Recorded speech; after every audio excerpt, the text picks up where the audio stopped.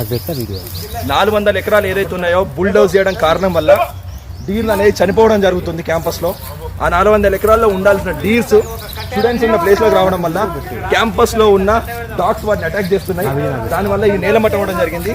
మనం కొంచెం దగ్గరగా చూసుకుంటే చూడండి, ఇది మొత్తం డాగ్స్ వల్ల అటాక్ చేయడం జరిగింది. ఇక్కడ బ్లడ్ కూడా బ్లీడ్ అవుతుంది. యూనివర్సిటీ సెక్యూరిటీ కూడా దీన్ని రెస్క్యూ చేస్తున్నారు. అసత్య ప్రచారాలు చేసి తెలంగాణ ప్రజల్ని మోసం చేసిన రేవంత్ రెడ్డి చూడు ఎట్లా జరిగిందో. డీర్ మనం డైరెక్ట్ గా విట్నెస్ చేయొచ్చు. అందరికీ నమస్కారం. మనం చూస్తున్నట్టయితే యూనివర్సిటీ ఆఫ్ హైదరాబాద్ లో మళ్ళీ ఒక జింక ప్రాణాపాయ స్థితిలో ఉన్నది. డాగ్స్ అటాక్ చేయడం కారణం వల్ల జింక అనేది ప్రాణాపాయ స్థితిలో ఉంది. యూనివర్సిటీ టీం కూడా దీన్ని రెస్క్యూ చేస్తున్నారు. Just because of bulldozing the forest. 400 ఎకరాలు ఏదైతే బుల్డోజ్ చేశారో దాని కారణంగానే జింక అనేది ప్రాణాపాయ స్థితిలో ఉన్నది. ఏదైతే